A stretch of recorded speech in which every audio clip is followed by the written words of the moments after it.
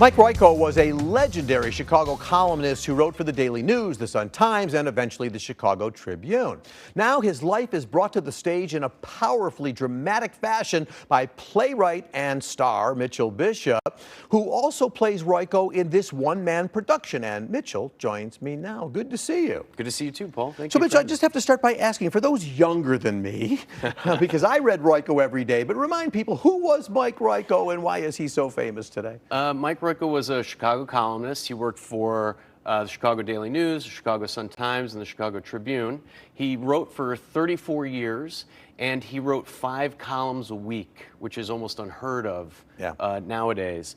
And his writing was brilliant. You know, he was able to encapsulate what life in Chicago was like, not from, you know, the people on the top, but the people in the middle and the bottom, you know, the people that you don't think of every time, all the time. And it wasn't always, I think of him tied to politics, because he wrote so much about the local politics. In fact, we learned so much from your show. There's, by the way, lots of visuals, and there's movies and screens and things that are part of this one-person presentation.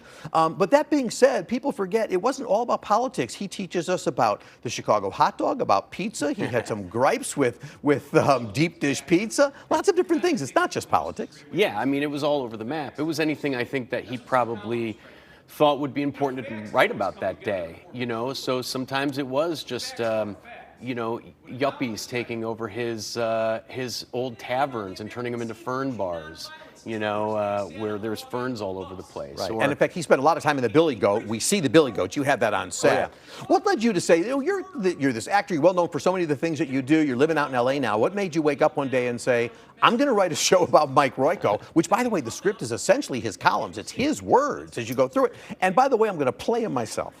Well, it's sort of what I do. You know, I write plays and I perform them myself. I got into his work during the pandemic. I started reading and I just went down that rabbit hole and I never really stopped. It's not just his columns though, it's interviews with him. It's as much as I could compile, stories about him that I incorporate in the show. How long did it take you to write it? Well, I started January 2021 to actually put pen to paper. The first draft was about 3.5 hours long. So when a I pandemic wrote project. Yeah. But I mean, you know, there's so much to go through, and it's ever changing, ever evolving. So. And of course, Royko's son ran for alderman here. Royko talked about alderman as being the lowest form of life. So his son, of course, living that dream. But did you need the blessing of his widow, his family? I didn't necessarily need the blessing, but it really does help, you know. And I've gotten so much from that family, just as far as what life was like, how he thought of things, what were his favorite columns, what was his likes and dislikes, which color so much of the production. You know, when I went to see it, I said, okay, I'm going to get an autobiography here of Mike Royko. You do get that. But as I watched the show, I thought, no, this is more than that. This is a history of Chicago, and certainly of political Chicago. Is that a correct take? I would say it's a history of Chicago through the lens of Mike Royko, which was, I think, the better take. I'm not a big fan of just doing a straight biography.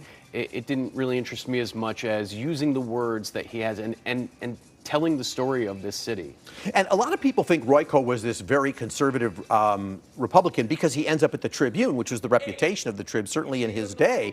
But you make it clear he didn't want to write for the Trib. He didn't want to go there. He actually was a fairly progressive guy when it came to racism and those kinds of issues. Absolutely. I mean, he spent his whole life, you know, talking about supporting civil rights, and even his last column was about how the Cubs were no good because they were set back by not signing black players. And certainly there are things that you write when you write 7,500 columns in your lifetime that you're not going to always get right, or maybe you have a different perspective than you should. But no, I don't believe he was a racist, as much as any white person in a system like this is. Yeah, well, no, he went after racism. I mean, yes, that was so much of what he did. Now, look, Royko was not always nice to Richard J. Daley. That's the old man Daley, the father Daley. So I was curious again as I watched it.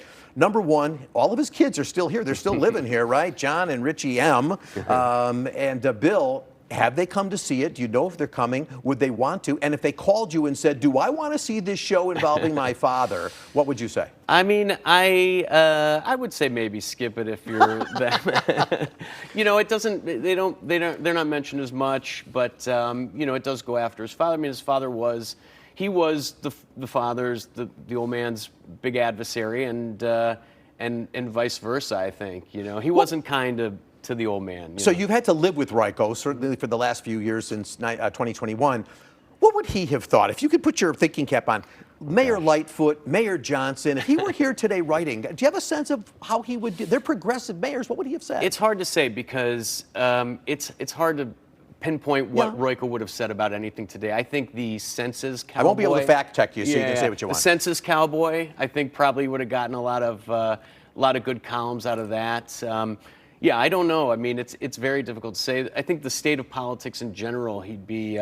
But he'd still be jumping on it. I want to say people who love Chicago may very well know the director you've been working with. I just want to do a shout out, Steve Scott, amazing who guy. is amazing. So just a word about working with him.